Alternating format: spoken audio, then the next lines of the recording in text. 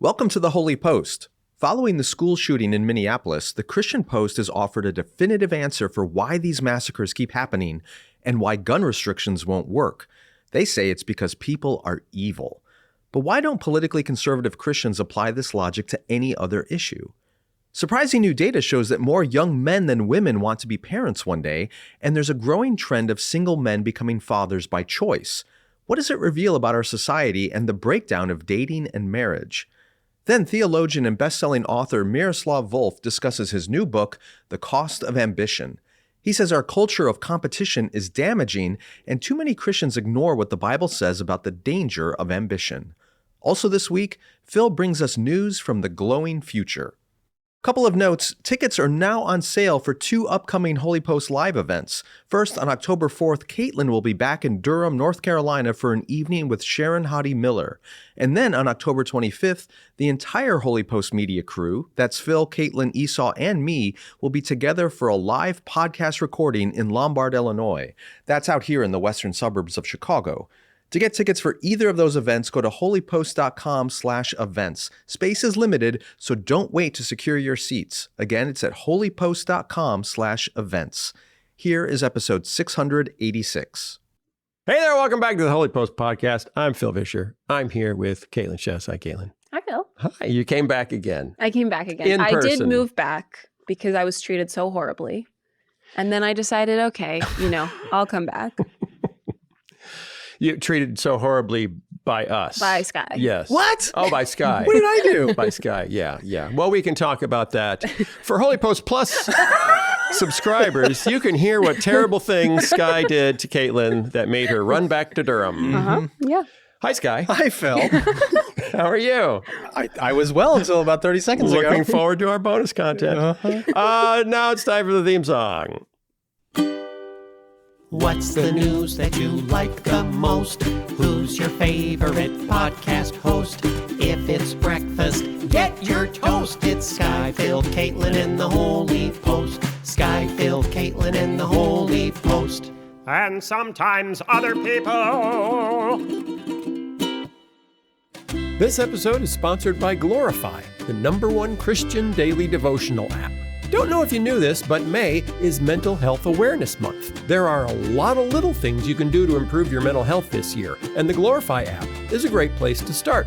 From guided meditations that reduce stress to courses on overcoming anxiety, and all grounded in Scripture. Mental wellness starts with small habits, and Glorify's daily devotionals are a simple way to center your heart and mind in God's peace every single day. Whether you're a committed Christian or simply curious about faith, the Glorify app has something for you. Join over 20 million people who have downloaded the Glorify app and deepened their relationship with God. Visit glorify-app.com/holypost right now to download the Glorify app for free. That's glorify-app.com/holypost to download the Glorify app for free. glorify-app.com/holypost.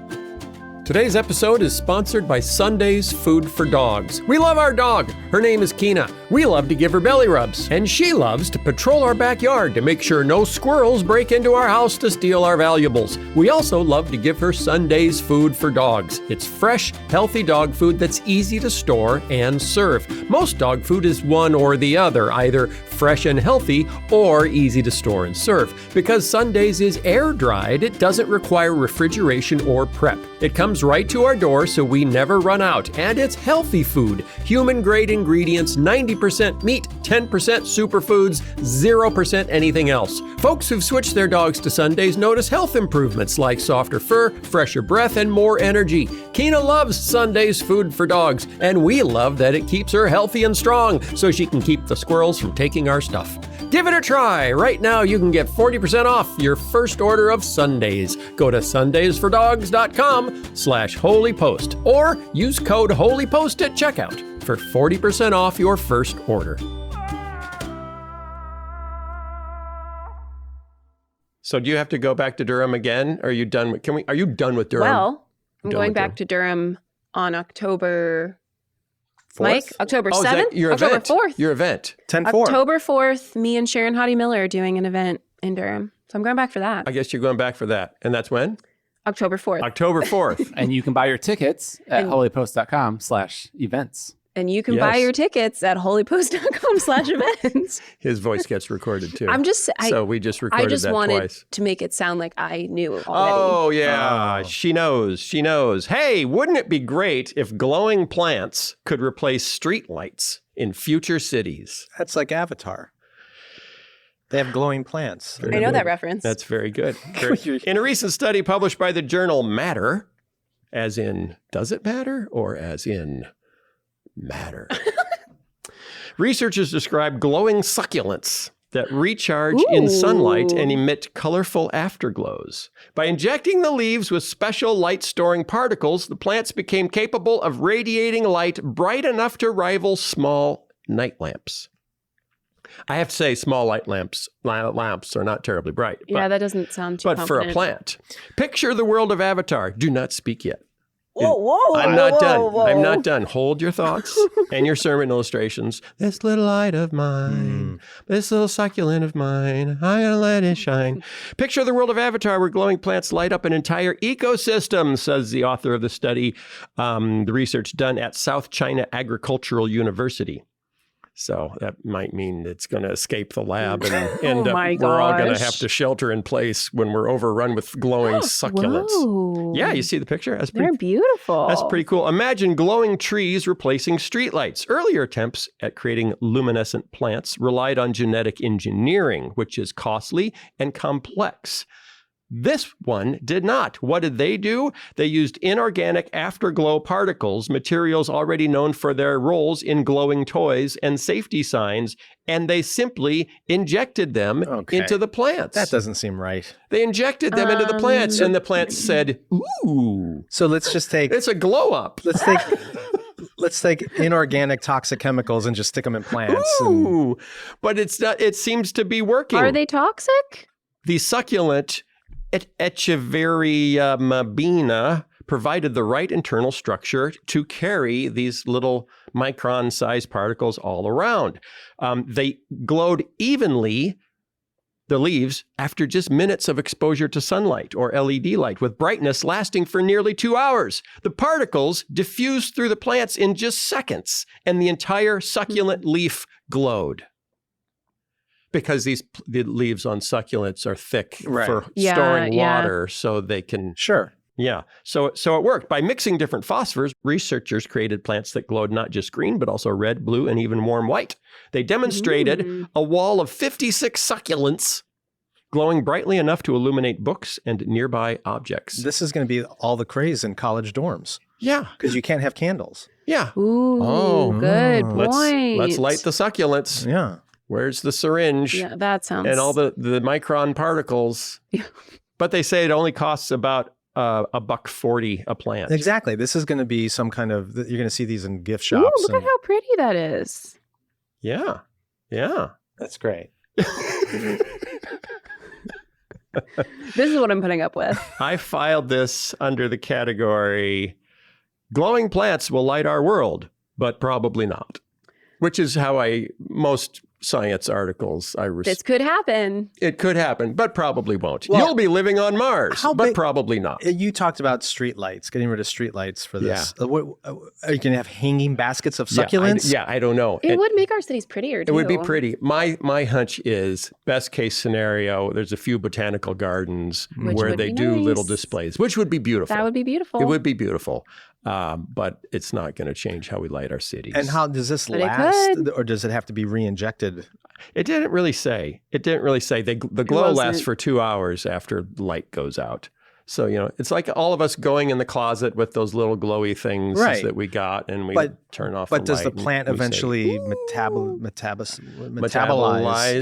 I forgot the word. Metastasize. No, metabolize out not metastasize. The stuff. That's not what it is. I'm assuming they don't stay in the plant forever. I think you'll have to go to South China Agricultural University to get that question experiment yourself answered. Yeah, they could sell kits like at Spencer's Gifts. Honestly, that would be so fun. I bet you could inject this stuff into pretty much anything. Don't. Well, the particles are too big to evenly distribute in most plants.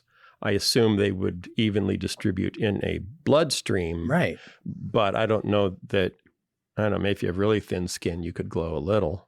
All of us whitest people. Right. Yeah. All the Irish. That'd be a little, oh, look at the glowing Irish. Oh, the glow of the Irish. I just wanted you to do the accent. No. I usually accidentally do Scottish when you say do the Irish because I get confused. But that's okay. Okay. So that's been news of the glowing future.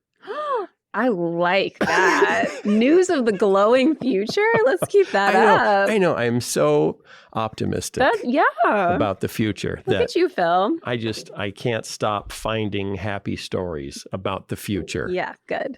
It will glow, but there will be a lot of work, and we'll create new jobs for succulent tenders. Even better. Because they need a little more attention than a light bulb. Mm-hmm. I'm going to go out on a limb and say, what of the animals that eat the succulents?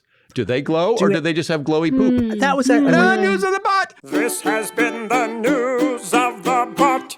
Glow poop from eating the succulents I that are knew this lighting is our where cities. this was heading from your end. My first thought when you mentioned From my the beginning of the story. From his end. From the animal's end. Hold on. The glowing plants. This has got to screw up the ecosystem with the bugs, right? Because bugs are generally drawn to lights. Oh no! Could it make them more subject to infestations and This could be a whole rupture in the ecosystem that we're not even anticipating. This is Jurassic Park. Exactly. I was thinking this could just be a simple feel-good story, then we could move on. Come on, Sky. But you're already looking. You're throwing rocks in my glass house filled with glowing succulents. I'm sorry, Chinese labs experimenting on biological. What could go wrong? Exactly. Where'd you get that succulent? Wet market. I don't know. A lot could go right. A wet succulent market. Okay, I'm moving on. I'm going to move on. Go for it. That was fun. Good. The Christian Post has written a commentary on the church school shooting in Minneapolis, which was like a few blocks from my brother's house, actually. And my brother and sister-in-law know several parents from that school. It's a Catholic school. He's the president of a Catholic university right nearby. So, tragic story. Christian Post has reached out to America with a column entitled "An Answer to Why the Minneapolis Catholic School Shooting Happened." It's a opinion piece by Robin Schumacher, who's apparently an apologist who writes regularly for the Christian Post. Now, if you're wondering, what is the Christian Post? Let me just tell you, this is their description of what the Christian Post is, because we've mentioned them a lot, but haven't really, what's their self-conception. Christian Post is the nation's most comprehensive Christian news website, delivering up-to-date news, information, and commentaries relevant to Christians across denominational lines. It presents national and international coverage of current events affecting and involving Christian leaders, church bodies, ministries, missions agencies, schools, businesses, and the general Christian public. So it's the leading, most broadly Christian news source. It's Jesus news. It's new, yes, which is why they would write a column on the Minneapolis school shooting with this title, An Answer to Why It Happened. The author of the column criticizes the notion that mental health issues and gun control are the primary causes of such tragedies. This is the ChatGPT summary, which now pops up automatically when I click on a story. Instead, the author argues that the root cause of such acts is the presence of evil in the perpetrator's heart. Well, no succulent, Sherlock. We know that. You could say that about anything. He says it's not gun violence we need to solve, but rather violence itself. The FBI's crime data repeatedly shows that the majority of gun crimes occur in urban cities with the strictest gun control laws. Oh, don't get me started. So you're triggering me, Phil. It's not the guns. You're triggering me, Phil. The Christian Post just wants you to know it's not the guns. Okay. It's the human heart. I agree. It's the human heart with a gun. Get ready to jump in, but not quite yet. Jane of the North tweeted. Are you familiar with Jane of the North? Is that a cartoon character? No, it's a woman in Canada. Haven't met Jane. Jane of the North responded saying, Canadian here, your neighbor with cold winters and sensible gun laws. Did you know we've had 11 school shooting deaths? Not this month or this year, but total in history. And absolutely 0 deaths in elementary schools. Why? because gun laws save lives. Listen, it's the guns. So Jane of the North and the Christian Post have a very deep disagreement. Yeah. And here's my point. Here's the only point I'm going to make, and then you can go off.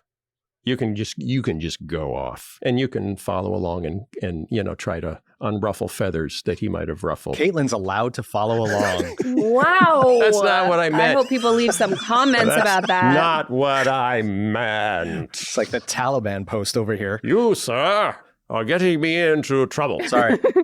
Stop it. Okay, so we don't have school shootings because of all of the guns and easy gun access. We have school shootings because there's evil in our hearts, which means since we have the most school shootings of just about any nation on earth, we must be the most evil nation on earth by that metric.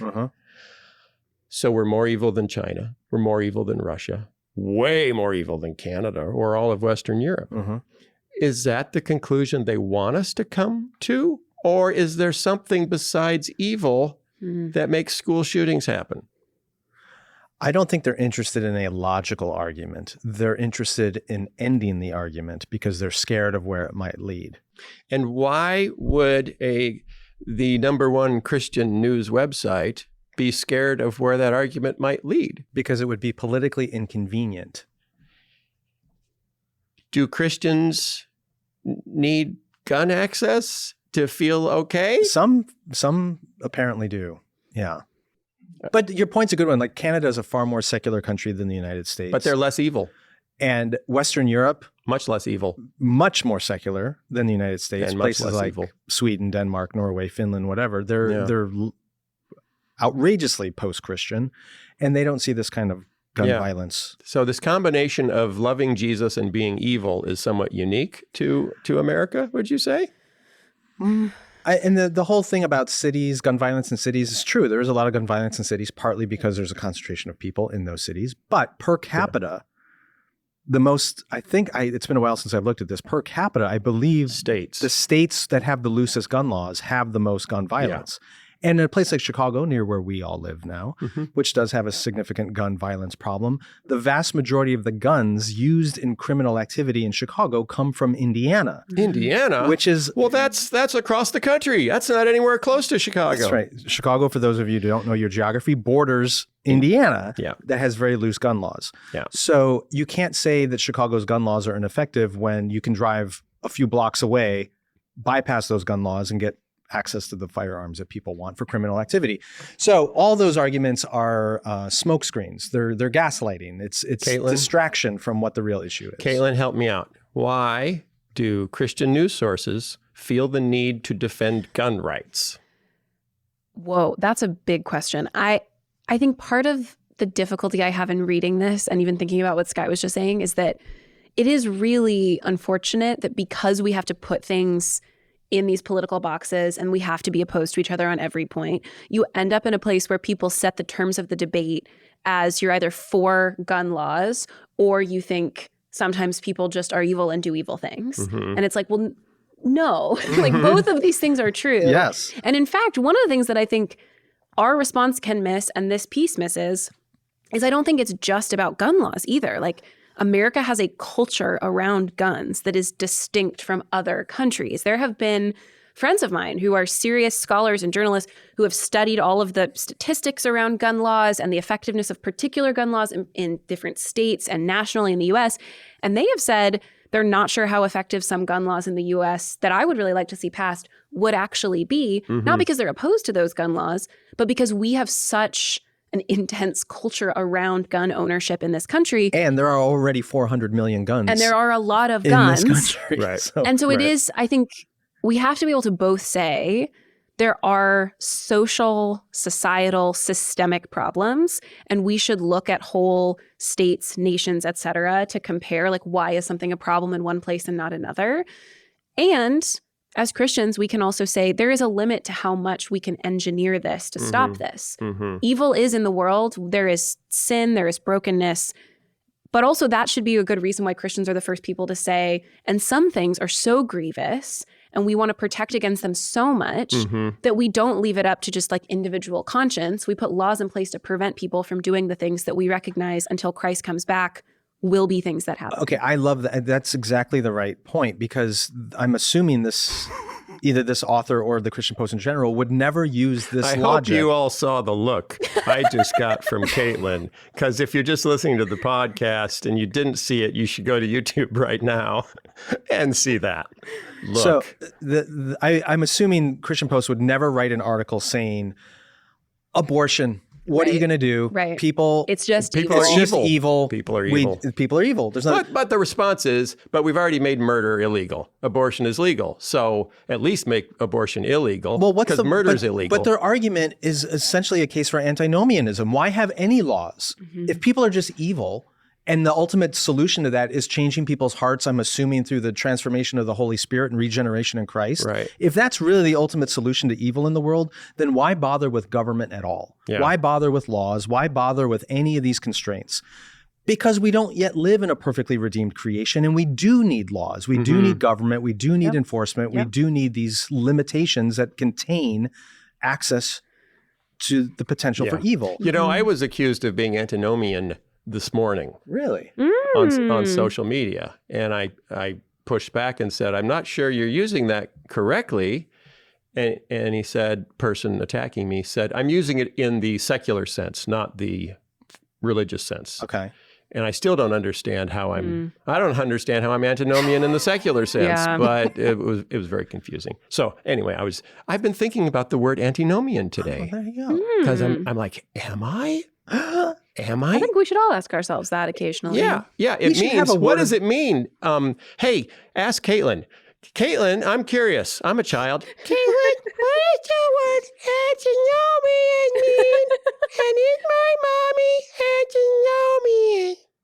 That actually sounds a I lot didn't like like that at Elmo. all. I don't like that. I love you, Caitlin.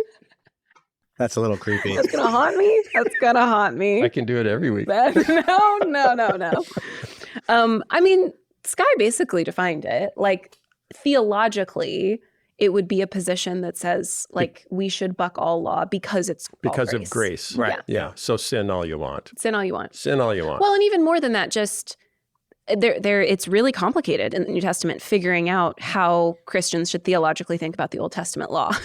Like, my church back in Durham is doing a series on Galatians this fall, and it's like, that's a tough letter when it comes to like, how are we supposed to think about the law? That's why you left? That's why I left. I'm getting out I of was here. like, I don't want to deal Yeah. with Galatians. I'm going back to teach on it. But part of what's hard is there's those two ditches. One is a legalism, and then the other is an antinomianism that says, one that's like, laws are what keep me safe. And so I'm not actually concerned with transformation or intent or relationship with God. I'm just concerned with keeping laws, and I actually make them stricter than they need to be to keep me from even getting close to the thing I shouldn't do.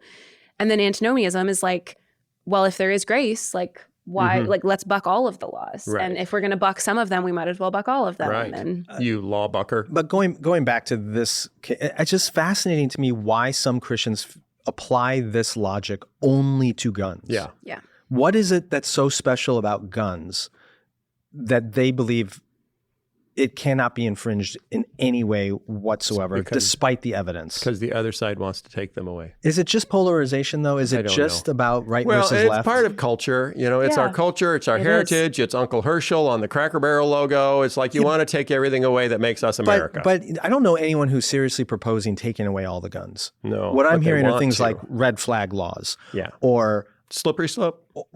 making sure people who have significant mental health Slippy slope. illness don't have access to firearms, things like that, or holding people responsible for not storing their weapons properly. Those kinds of basic laws that we have around all kinds of other lethal items, whether it's alcohol, like you can't sell alcohol to a minor without being fined. You can't drive an automobile without proper training and licensing. Like we have all these regulations around dangerous items, but people feel like you cannot do that to this item. Yeah, right. And that's insane to me. And especially when the argument's being made by Christians going, oh, it's just because hearts are evil. So okay. I was looking for an analogy, as I always am. I spend most of my days looking for analogies. and sometimes succeeding. So the Grand Canyon has a sudden problem, is that tourists are coming to the edge of the Grand Canyon and other people are pushing them in. Just pushing them in. This isn't true. This isn't a true story. I thought they were falling in because of I said I'm selfies. looking for an analogy. That is also happening. Yeah. That has happened. Well, this is not happening, but I'm going with this one. Got it. Because it's malice. Right. Yeah. You know? Right. So people are getting pushed into the Grand Canyon and we wring our hands and we say, oh, it's evil. Oh, it's evil. It is, And you can yeah. say, yes, but also maybe we should add guardrails.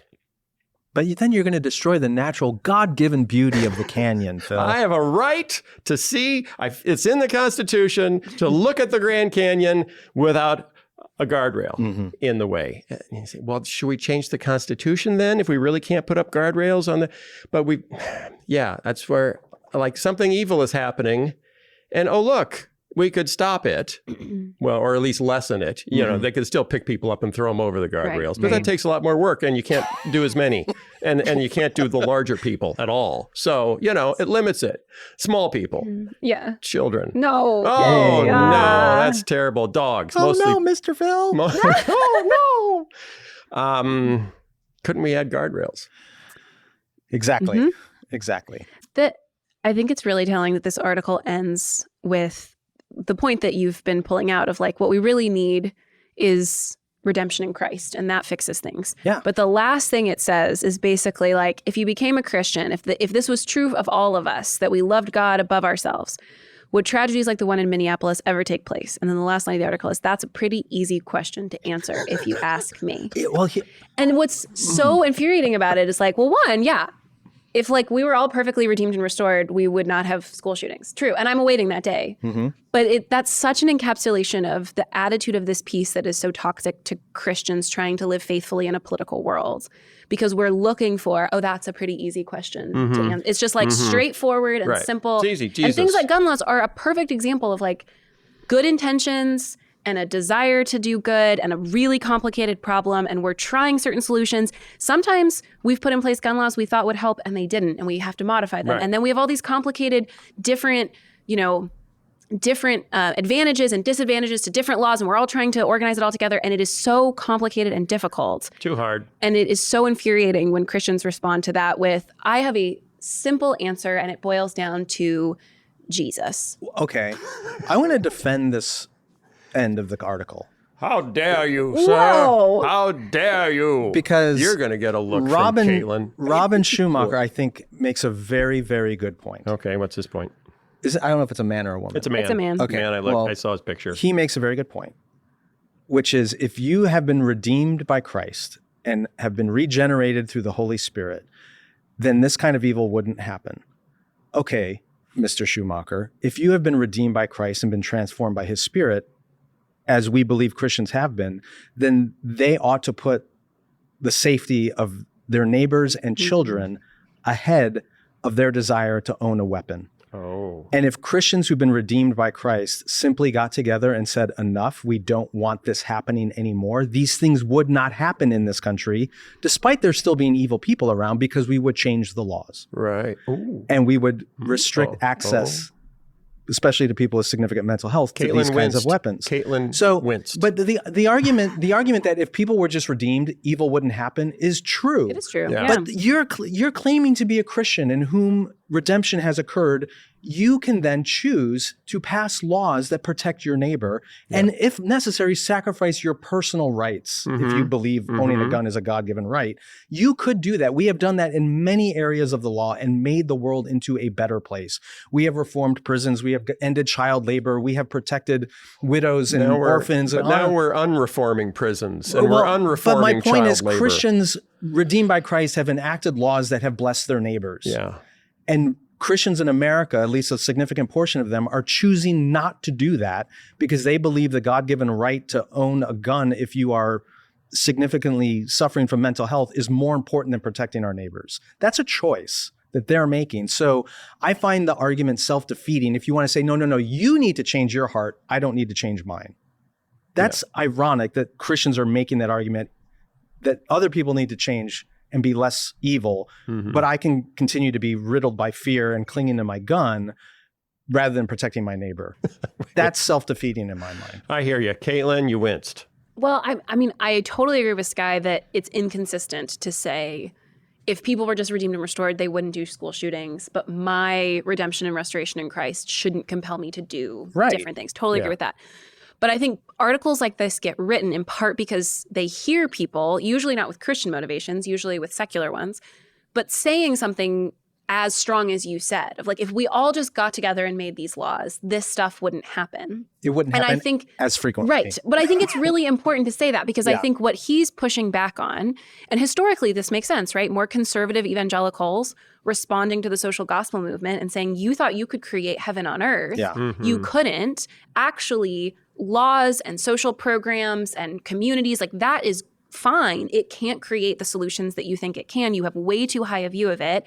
We think you need to focus on the inner spiritual problem because that's a part of it. And we've talked on the show 1,000 times before about both of those sides miss the other half of the equation. Both things are necessary.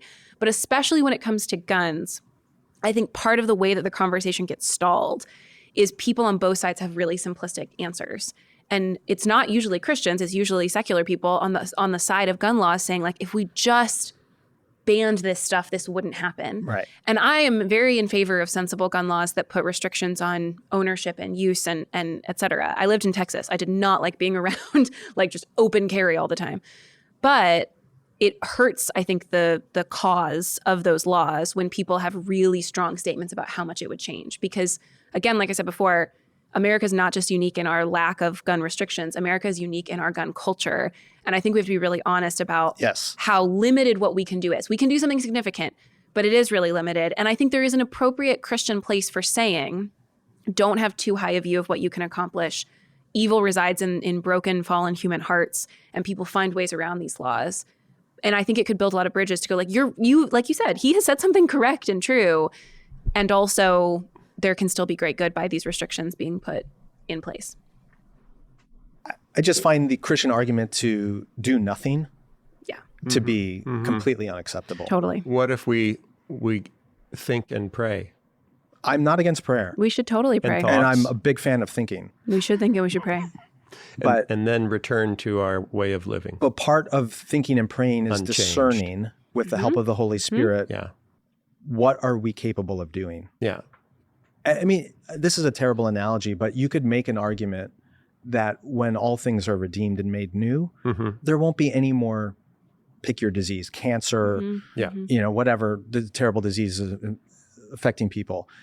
That doesn't mean until that day we don't do everything we can to cure these diseases. Right. Yeah. Even as imperfect and flawed as that may be, we still work towards it. So when we look at this problem of gun violence in America, and it's not just these horrific mass shootings that make the news, it's suicide, it's ordinary, I hate to say ordinary gun violence. Like it's terrible in this country. It's now the leading cause of death for people under the age of 19 is guns. That's insane. And we have created a society in which that is the case. We can also uncreate that society. We can choose to make something different. So when Christians who claim to follow the way of Jesus and love their neighbor just throw up their hands and go, oh, well, it's just an evil world. What are you going to do? Totally. That's like if Christians were to say, oh, well, it's an evil world. We've got slavery and we've got cancer and we've got, what are you going to do? Yeah. That would be an unfaithful, unloving, ungodly, unchristian response. But for some reason, when it comes to guns, people think that's acceptable. Look, my neighbor's house is on fire and the children are inside. Right. What an evil world. And I agree that if you pass all these proposed gun laws tomorrow, it's not going to solve the problem because we do have 400 million guns floating around this country. There are more systemic issues we need to deal with, but that doesn't mean you do nothing. Okay. We have a growing cohort, last story for the day. We have a growing cohort of single dads by choice. What is a single dad by choice, you ask? This was fascinating, a long story in the Atlantic. Single mother by choice has become a common term for unpartnered women who have intentionally become parents. You rarely hear of single father by choice, which makes sense given they're much more rare, but this population, it appears, has been expanding slowly over a couple of decades and now faster in the past few years. Over the past few years, Jan Deckel, a community manager for an organization called, want to hear the name? Wait a minute, Jan or Jan?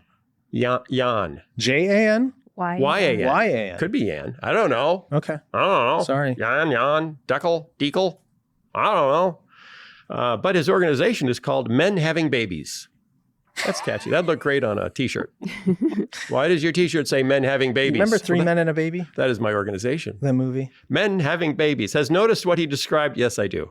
She wasn't born. I know. Described as a radical change in single fatherhood interest. The whole point of that movie was that no man has any idea how to take care of a baby. So let's put three of them together and watch the comedy. Right. Yeah. It was a comedy. But by the end of it, they'd actually grown affectionate toward the baby that Men they can show affection? that they so unnaturally were attempting to take care of. That movie has not aged well. No, it has I'm Googling. Jan Deckel has noticed what he describes as a radical change in single fatherhood interest. Singlehood rates have been rising for years more steeply among men than women, leaving lots of would-be dads without a co-parent. In the old days, we would say wife. Now we say co-parent, partner. Well, not all parents are married anymore. But they should Or be. women. Yeah. And that's why we're in this mess. Uh-huh. The coronavirus pandemic was a turning point for a lot of single fathers by choice. It led to, quote, a reorganization and reprioritization of what's really important of life. Some men are deciding that being a father is what matters to them, even if romance isn't in the cards. So, whereas one therapist who works with clients seeking to grow a family, men seeking to grow a family, says, whereas the gay men she's worked with generally haven't planned to give up on dating, the straight men she's working with seem to be pursuing single fatherhood, quote, in the face of defeat versus the face of choice. She sees them struggling with a feeling of failure for not finding a wife. So many of them are turning to having children through surrogacy. Not many, but some, a growing trend. So this is interesting. When Pew Research Center polled young adults without children in late 2023, it found that 57% of the men, young adult men without children, said they hope to have kids someday, but only 45% of the women. That is so That's wild. wild. Yeah. Yeah, so more young men want to have children than young women. I want to Well, Oh, Caitlin, I thought. I want to know the trajectory of those numbers. Like, has the number of men who want children gone up? Is it stayed the same? Is it That's a gone good down? question. Yeah. Because I'm guessing the number of women who want children has gone down over time. Right. Yes. well, and I think some explanation for that could just be our cultural representations of what it costs men and women to have children are drastically different. Okay. Like the message given to women for a long time now has been like, this is going to cost you your career. This is going to cost you your options. Men are told that to some extent, but I think a lot of the men looking at this assume probably that they will have a partner who cares for this. I mean, that still is the assumption Sure. for most couples, that like women will care for children more than men. But we've got women that want to have kids but can't find a partner, so they have kids on their own, and we've got men who want to have kids but can't find a partner, so they have kids on their own. Can't we introduce them to each other? That's what I was just looking at. Well, this is Can't there's been a lot written lately about the breakdown of coupling, Yeah, right? Of people right, dating, of people right. getting married. There's fewer third places. People don't congregate. Yeah, but here's the deal. yeah, When I was growing up, and this goes back a ways, a little bit. yeah, I could meet a potential date in my youth group, in my high school class, or at the Bible conference. And I found my wife at the Bible conference, one of those three. And the other girls I dated, at college. When I was at college, I dated a couple girls. But I didn't stay at college very long for reasons that many of you know. He dated more puppets. They're so agreeable. Oh my gosh. But now, so like I was looking at such a limited universe of possible partners, and I picked from that. And now we've got apps that will serve you the entire world That's so true. of choices, and we just can't find anything. Well, what is going on? Yeah. Too many choices? Too many options? That's called the tyranny of choice. Yeah, you think so? It's like when you go to the Cheesecake Factory. Yeah, don't bring up the Cheesecake Factory again. The menu is just too big. That gag's got whiskers. That's a saying from Hudsucker Proxy, my favorite movie. Okay. Caitlin, help. I think there's some truth to what you're saying about overwhelming choices. But I also think, single people for the most part today do not have the option to not live in a social universe where there are limited opportunities to meet people in person, where the social norms against going up to someone and just asking them out are very high, and where everyone assumes that you're on the apps and that's where you'll find people. And I don't think it's just that the apps give you tons of options and it's overwhelming. It's that the apps facilitate totally unnatural encounters with other people that don't facilitate you having a positive experience. And we've talked about this before. We had Christine Emba on the show a couple of times to talk about this. Like, there's no communal accountability. There's no context. You just have stats on an app. And it's so impersonal. It's so dehumanizing. And I think it's not just that people can't meet each other anymore. It's that they don't live in a social universe where those conditions are created for that to be very successful. And like I said before, they're not told stories of a good human life where you have that kind of connection with someone and you sacrifice and you like the stories they're often told are you have full choice and the best human life is the most available choices. And so parenting should be a choice and partnering with someone should be a choice. And the idea that there would be any social pressure for you to meet someone in a certain context or for you to have a child is so anathema that the best way to go about getting what you want is deciding what you want in advance, and anything that you want that is just an obligation on you or some burden on you should be taken off. And at some point people realize I want a kid and they want to find a way to have that be purely of their own choice and control and security, not of a product of a community in which they are deeply involved. So it seems like there were two ways we could have solved this problem, right? At least. So we have the breakdown of the social network of people being in community with one another that has lasted throughout human history, where people would couple, they'd marry, they'd have children, and go on with their lives. Conscious coupling. Right. So all of that whole system is broken down in contemporary American life anyway, to the point where now you have these middle-aged adults, whether men or women, who grieve that, in the article talks about a lack of purpose and companionship, and they long to have children. And so the response to that grief, to that emptiness, is being solved through technology. Because now we have the means through technology of having children without procreating the way humans have always procreated, without being married, without even having two people of different genders. Like, you can now do all this through technology. So we've decided to solve that brokenness and that emptiness and that loneliness with technology. The other way we could have solved it would be to look at the way we've constructed society and say, maybe we need to rethink some of the things that we've created here and go backwards. But they're values. They're not just values, they're decisions. They've formed values. Yeah, but they're rooted in that autonomous desire for independence, like you were talking about, Caitlin.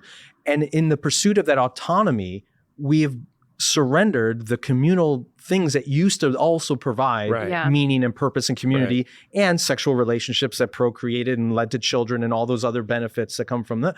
So rather than dealing with the root source of this problem, we're bypassing it through technology and going, oh, well, I don't know what the equivalent would be. It's like, rather than eating a healthy diet and avoiding, we're just going to grow new livers in a lab and give everybody new livers because every 6 months you subscribe to the liver of the month. But one of those is so much more of a collective action problem. We don't do that. I get so frustrated when people finger wag older single adults, especially older single Christians, for not getting married and having kids and doing it in a way they're not. No, I know. I'm just saying, they didn't go to the Bible conference. I should have gone to the Bible conference. But it's frustrating when, especially across generations, right? People who grew up in a context where that happened normally, and there's even a part in this article where they're saying, like, some of these single men are doing this more often because they see other single men doing this. Like, when you live in a community where you see good, healthy marriages that start at a certain age and that have kids, and you're in a context where people can meet each other, and the social norm of just like talking to someone or asking them on a date is normal. Right. And then you finger wag at the people who didn't have access to that, where the internet dominated most of their social lives. It's really frustrating. And I think we have to be more creative. Like, it would be ideal. I'm so on your side, Sky, of just like, let's just go back to like, I'm very pro people in the church setting up other people in the church. It's worked out well for me. But I I don't think we can just sort of say like, let's go back to that world and it will be fine, because those people, not only we just don't live in that world and it's a collective action problem, but it's so much more of a storytelling imagination problem too, where the benefit of the apps for people who have marinated in a culture that says you should have total autonomy, you should have total free choice. Also, this is the most important decision of your entire life. So you should get everything you absolutely want and have a checklist and line it up with the app. We have to tell a better story than that. And we have failed to tell a better story than that by just like finger wagging at people who learned the first story. I get it. I don't think the finger wagging is good either. And it is a collective action problem. But doesn't this kind of lend more credence to stuff like Jonathan Haidt is saying, is we just need to raise kids without phones and we need schools without phones and those critical formative years of their lives, including in high school when they're, beginning to date and do all that kind of stuff needs to be incarnate. When I got to high school youth group, it was a fairly small group, maybe a dozen kids. We all dated each other. It was like we were trying it out. Right. Find the right combination. Yeah. Like, how about you and you? Go out. See what happens. That didn't work. Try a different one. They won't be talking to each other for a while. How about you? Yeah. And it was a little traumatic, but just a little. I don't think anyone gets out of this without a little trauma. But it was just a little traumatic, as opposed to much later in life when the stakes are higher and, and the options. So it's like practiced. It was practicing. I'm practicing so that when I got to the Bible conference and this cute girl sat down in front of me and bumped her head into my knee and turned around and said something sarcastic, I said, she is the one. I have found my one. Actually, it was when we were making up songs by the lake on the dock at night, looking at the stars. And we were singing together and making up music. And wow, there's a metaphor for life. Sparks flying. Oh my gosh, that's adorable. Isn't it adorbs? Yeah, Phil and Lisa. We still do it sometimes. Wow. Okay, take us home. No, I have got one last question about this article though that we didn't really get into. And I don't know if this, maybe we'll cut this because it could get me in trouble. Okay, so back in the day. This is really how you want to end. Yeah. I'm excited. Back in the day, there was data that used to come out that said the best thing for a kid was to have a mother and a father. Yes, who were in a committed relationship. All that kind of thing. I haven't seen anything about that in a long, long time. And it's too much to ask. Because the majority of children in the United States are now born to single parents, not... Or majority. No, or live... To single women. What is it? What's the stat? 40%. 40%. Which is significantly more than any previous decade, but it's gone up. More than in certain communities, I know it's over 50%, for sure. Anyway, it's 75% in African American communities. The point being, like, for what it's worth, I just find it interesting that whether it's now men having children without being coupled or single women having children by choice, all that, like, there's no longer. I'm not hearing anyone saying, "Yeah, but is that what's best for the kids?" I'm hearing a lot of very conservative Christians say that on the right. But it's not acceptable because there seems to be so much judgment with it, right? Yeah. And I think parenting a child is the toughest job in the world. And anybody who's parenting any child in any circumstance has my respect. Yeah. Because you deserve all the help and care and support. I don't care if you're single, I don't care if you're married, divorced, whatever. However that child came into your life, whether that was adoption or natural birth or surrogacy, whatever, however that child came into your life, God bless you for caring and loving for that child, and you deserve all the support and respect that every parent should get. However, I'm curious what this means when you're having generations of children growing up now without that model. Without that model that has been central to every human civilization for 10,000 years. And I'm not saying they all look like, a nuclear family in America in the 1950s. That's not what I'm talking about. But households of men and women, aunts and uncles, grandparents, grandmothers and grandfathers, like that has been the model of human civilization for 10,000 years. And we are in very short number of years completely upending that and celebrating it. And I'm just curious, where's the data? I think it'll be fine. Hey, everybody. Whoa. Okay. We're over time. Yeah, okay. Somebody has to keep an eye on it. Do you have one statement you want to make? I just want to say 12 words or less. It's not 12 words or less, but I think one of the things that's really important about what this guy just said that this article also describes is we currently live under the illusion that we make all of our choices, including our choices about partnership and children and family, as our own autonomous individuals with our own desires and beliefs and values. And that's never been true in all of human history. We have always been shaped by the culture and the community that we're around. And I think to your earlier point, Skye, we need to ask not just what is right for an individual child or what is the best, which are really important, good questions to ask, but we need to be honest about the fact that like the decisions other people make in the communities that we live in shape our ideas about what is possible and good. And it was not bad that there was pressure for hundreds of years for a certain model, because now there's pressure for a different model. And that model, I think, is worse. But there's not a universe where there's not cultural pressure for some model. And we should think about what model we want there to be cultural pressure for. Thank you for listening. Thanks for tuning in. Really appreciate you guys. Go to holypost.com/plus and see all the cool extras that you can get from Caitlin, Skye, Esau, Mike, lots of people. It's good stuff. And we'll see you next time. Bye. This episode of the Holy Post is sponsored by the Student Life Application Study Bible. The Student Life Application Study Bible, or SLASB for short, in the accurate and understandable New Living Translation, is designed to help students go deeper in their understanding of God's Word. It combines full-color visuals with powerful digital tools to create a truly immersive Bible study experience. This Bible connects seamlessly with the Filament Bible app, unlocking over 27,000 study notes along with videos, reading plans, interactive graphics, and a full audio Bible, all right from your phone or tablet. Whether you're studying on your own, with a group, or in a classroom, this Bible makes complex truths more accessible and relevant to your life. It brings Scripture to life and helps you connect the dots between God's Word and the world around you. The Student Life Application Study Bible isn't just about reading the Bible. It's about understanding it and living it. Learn more at SLASB.com. That's SLASB.com. This episode of the Holy Post is sponsored by Rocket Money.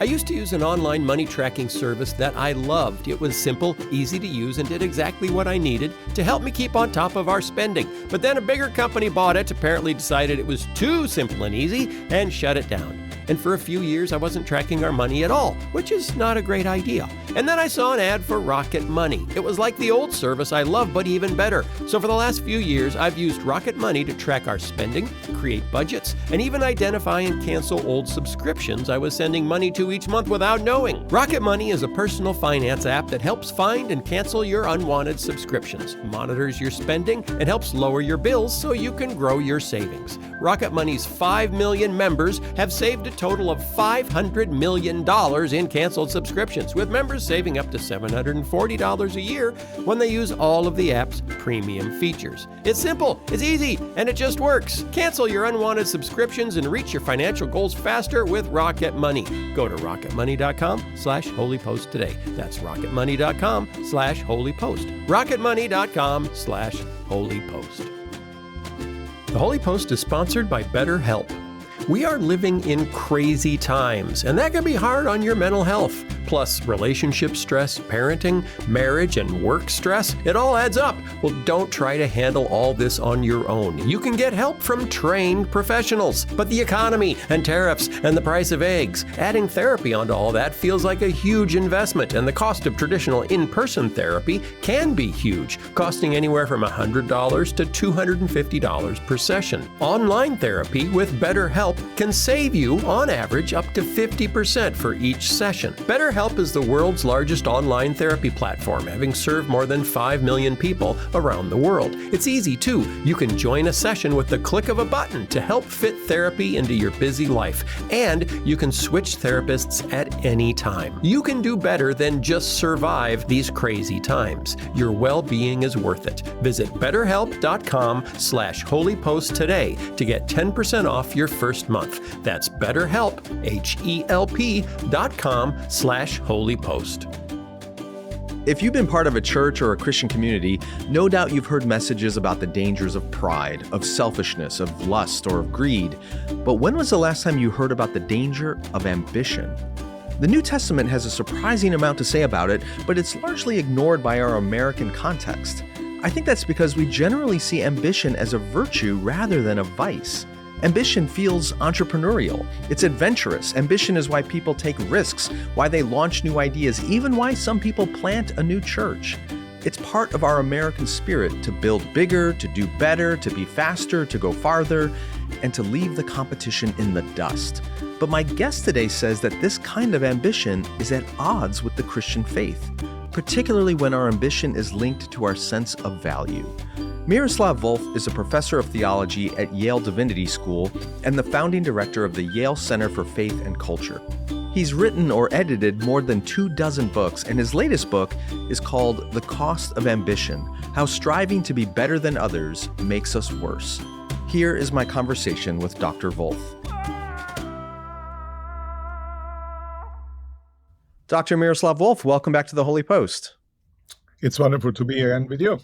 So your latest book is called The Cost of Ambition: How Striving to Be Better Than Others Makes Us Worse. You've written a lot over your career. I'm curious, why this topic and why now? There's so many things I suppose you could have addressed that are challenges or problems facing the church. Why was this what you were drawn to?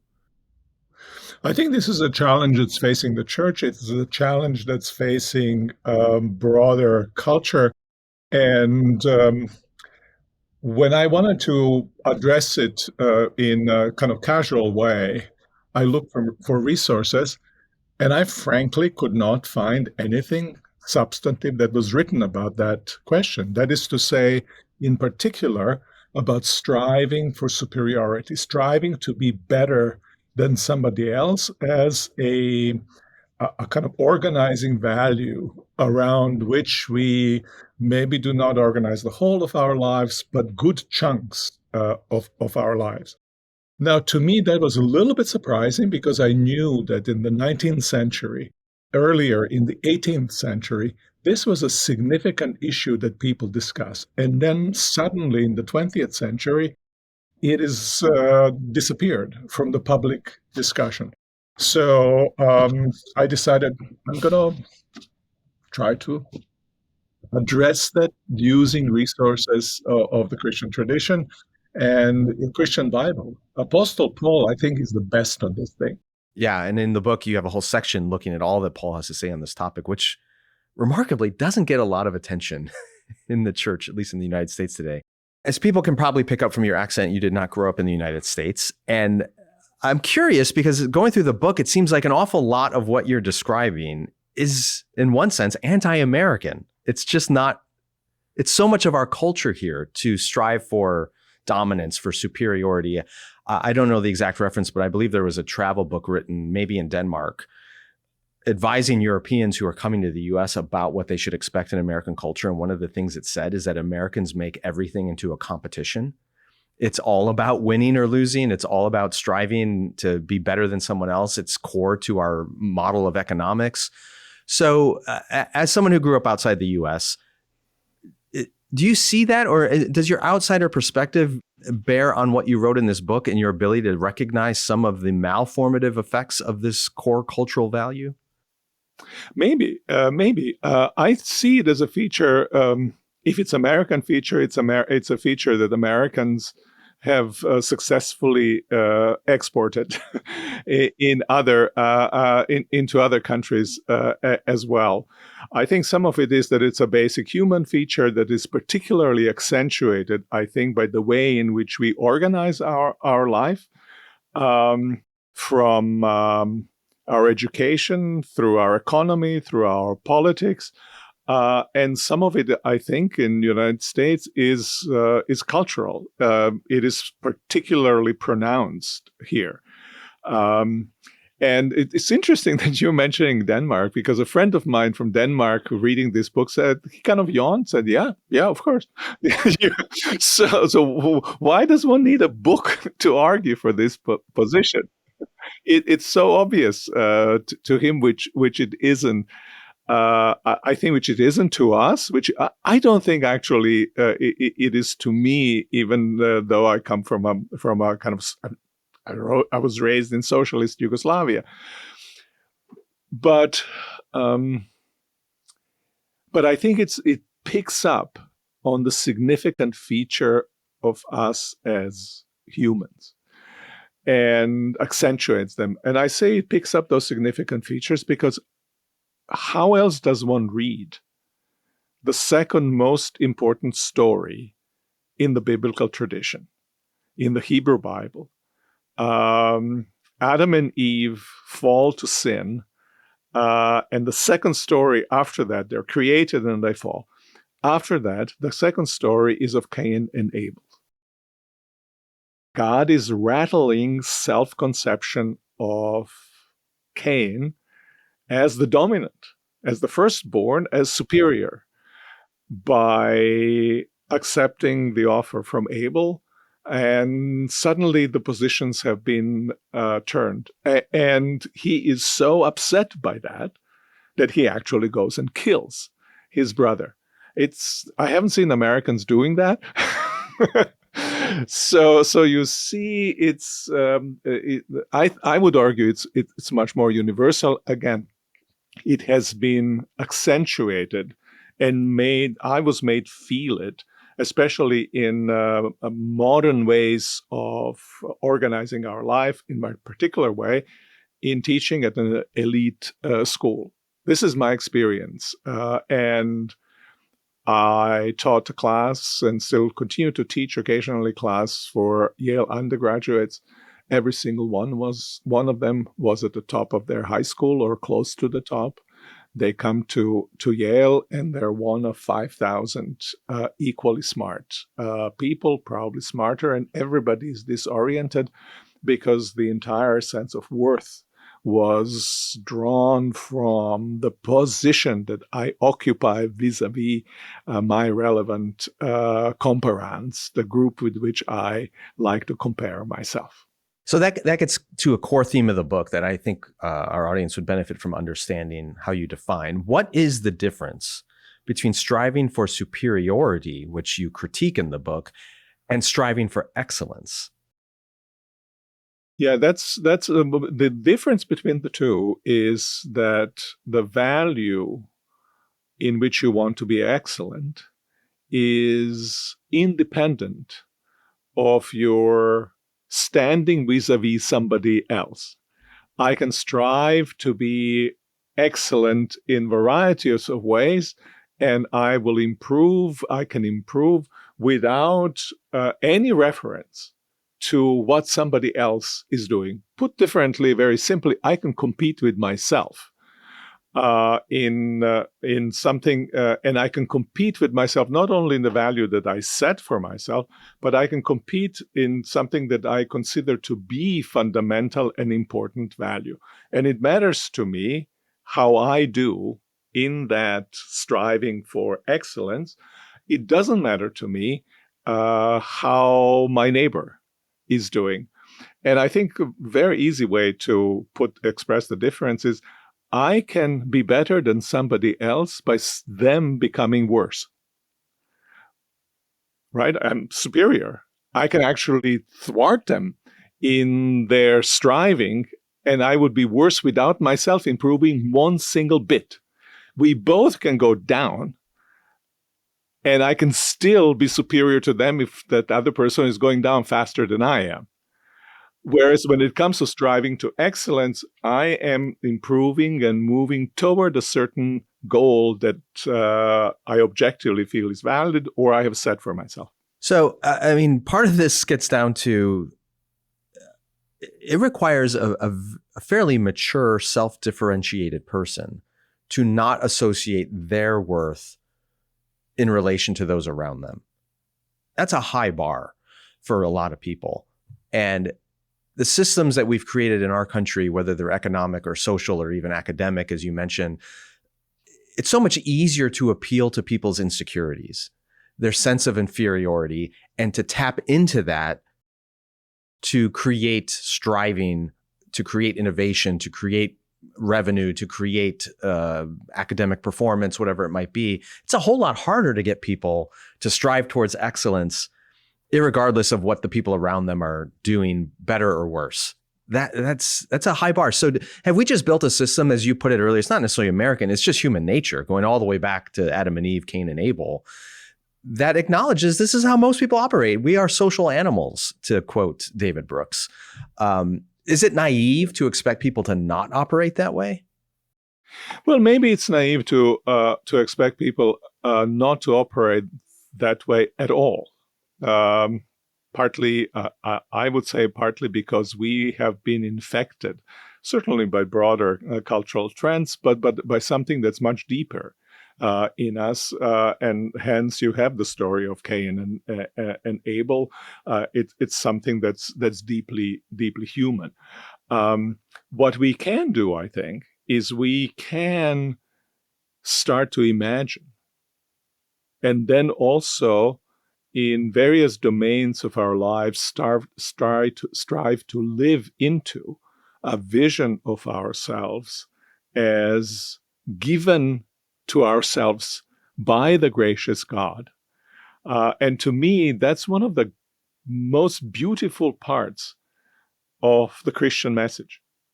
You are loved notwithstanding what. And it's the message that we speak to our kids when we are sane, but then we speak also with the other through the other side of the mouth, and urging them then to compete to get their value from comparison, partly because we as contemporary parents ourselves gain value of ourselves as parents by how our kids are performing. So this is at the heart of the Christian faith, I think, and it's one of the countercultural things that is of profound significance because the costs of this kind of ambition are tremendous. Indeed. It reminds me when I was a seminary student 25 years ago, I read a piece by Henry Nouwen that just deeply impacted me, where he talked about the baptism of Jesus and how the voice of the Father says, "This is my beloved Son in whom I'm well pleased," and that this declaration by the Father occurs before Jesus had done anything. He hadn't called a disciple. He hadn't performed a miracle. He hadn't overcome temptation in the wilderness. He hadn't confronted the religious authorities. Obviously, had not gone to the cross. None of those things. But he was beloved. And Nouwen's message was our intrinsic worth to God, apart from what we achieve, apart from our ability to be more superior to someone else. And it was remarkable in seminary, just even there where we're learning to be ministers, this message of superiority slips in. And how big is your church? And how big an impact are you having? How much are you changing the world for Jesus? Like it seeps in there every time. And we learn that our value and worth is built in our performance in comparison to others rather than intrinsic. I want to talk about your section of the book on Paradise Lost and Milton, and this really insightful understanding of Satan's desire to be superior to God. Explain how you use that story and the depiction of Satan in Paradise Lost to show what happens when our striving for superiority can actually become oppression. Unpack that for me. So way Milton imagines this is that Satan is the chief of the angels. And then at some point, that's how he narrates the story, Jesus ends up being appointed by the Father as the higher than he is. That's a kind of where the Satan kind of falls. But the fundamental problem is that even before that, he compares himself with God himself. And he sees that he's created by God. Therefore, God demands gratitude for him. Gratitude means that I depend on someone, therefore that I don't stand fully on my own feet. And suddenly that sense that I'm dependent, out of this sense arises a pain of inferiority. And every time when he looks at God, he sees himself as inferior. And this self-loathing that is connected with the sense of inferiority ends up being the driver then of the opposition to God. God has to be taken down. I have to climb and be equal or more important, in fact, than God, because that's what he's ultimately striving for.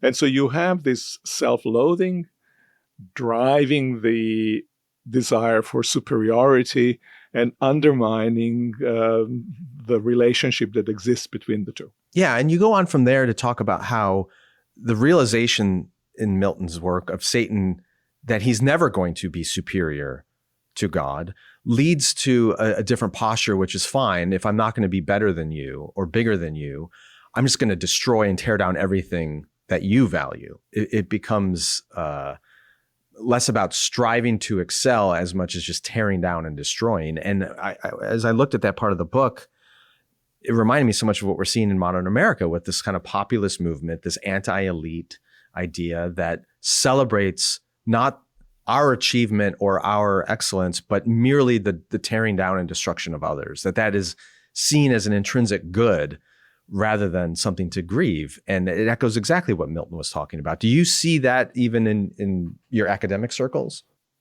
Yeah, I see it.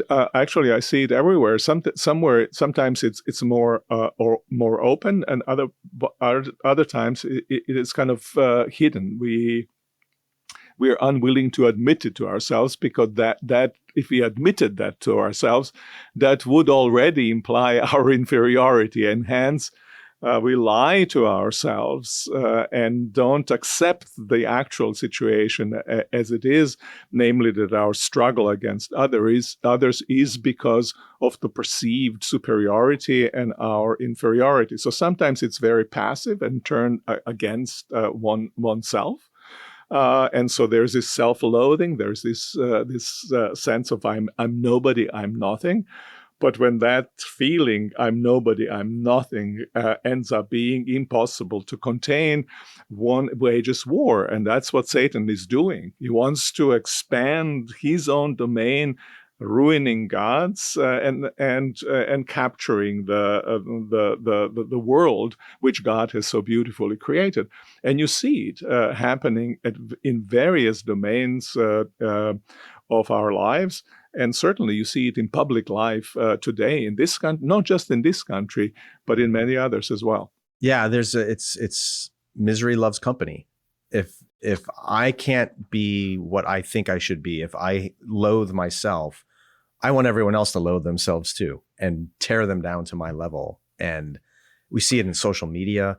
My wife has a colloquial wisdom that she reminds her children of all the time. She says, compare and despair. Exactly. When you compare yourself to others, it ends up leading to despair in yourself, and you end up spreading that despair to others.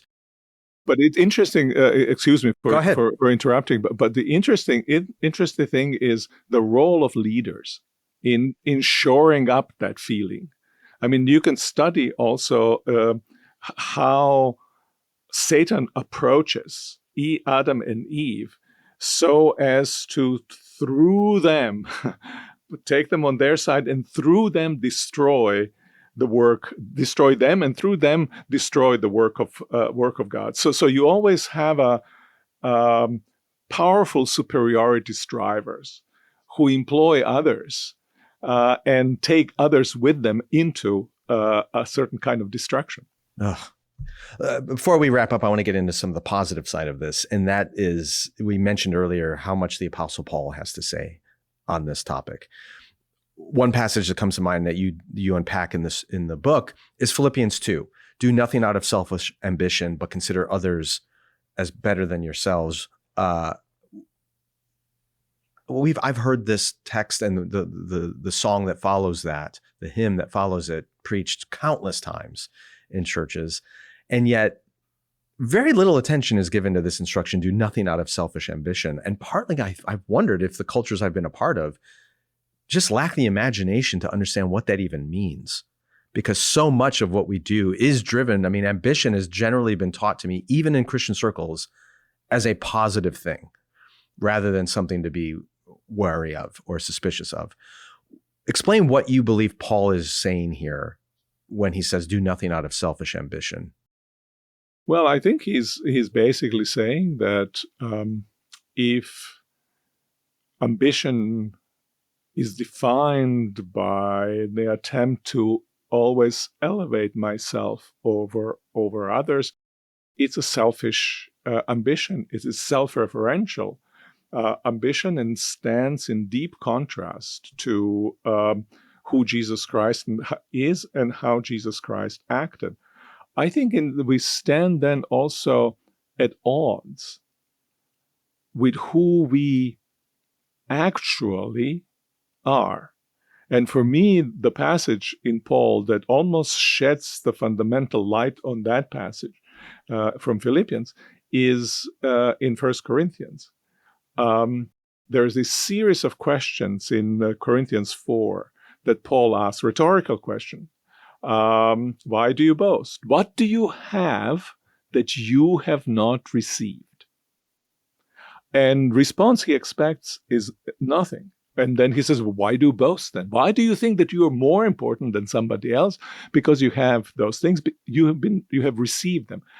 And I think that very often in Christian circles, we don't get that point. And I think it's a very simple, both theological and psychological point. So if you ask me, some people, are impressed I teach at Yale. Okay, so some people think that's an achievement. So now ask me, how much of that success, let's say this is success. I'm not sure that necessarily is, but let's say that it is. If you ask me, how much of that success should I ascribe to myself? 5%? 2%? I doubt it's much more than that. Well, and it gets to the deeper question of how do you define yourself? Because everything you are was given to you by your creator, correct? That's exactly right. But even let's bracket creator for a moment. How much of it comes from my genes? How much of it has been imparted me in particular circumstances of my lives? How much of that goes to luck?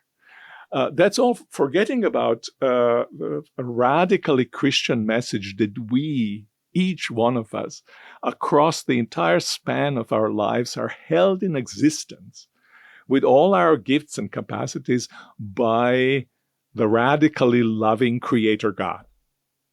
So whether you take it as a Christian in this radical sense that creation is a total gift, as you were suggesting just a moment ago, or you bracket from this and just observe your experience, you realize I'm actually living a lie when I kind of style myself as more important and better than others because I can see that in some ways I might have succeeded where they have failed. And that just doesn't seem to me right.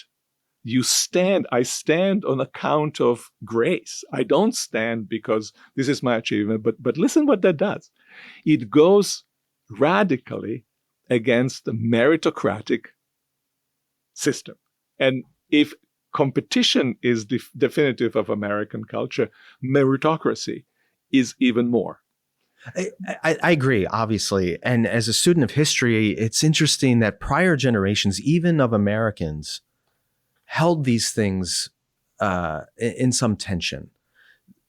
To be to be arrogant, to be ambitious, to be boastful was the height of vice in prior generations. Agree. Even my grandparents' generation, the World War II generation, often called the greatest generation, when my grandfather, after he died, none of us knew what he had achieved in the war. He never talked about it. There wasn't this braggadocious social media kind of attitude. It's just not what prior generations did. And even if you harbored ambition, you wouldn't display it, right? Because it was socially unacceptable to do that. Yeah. And that's so different today, where these ideas that are contrary to our faith are not just celebrated in the broader American culture, but often they're celebrated within the church itself.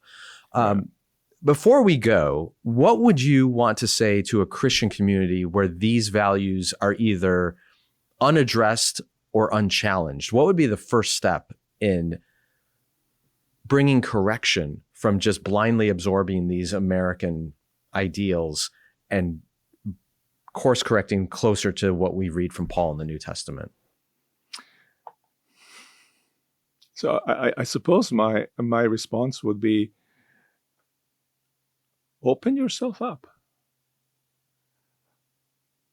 don't worry for a moment what that's going to do to your economic system, what that's going to do to your political system, what that's going to do to your kids' future and academic success. What's that going to do to arts and entertainment for a moment?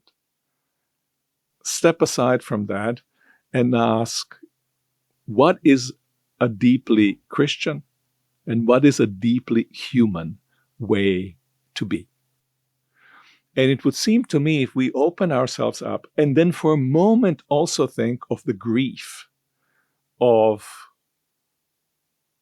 failing to be on the top and of the constant self-negation and self-loathing that the striving, and especially striving, which is accompanied by certain kind of bragging, creates. Because suddenly it's publicly that I have stated my position, right?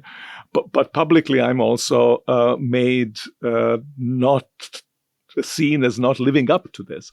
So if you see if you bracket the positives, what you think are positives, keep in mind negatives, and then with open mind, read biblical text.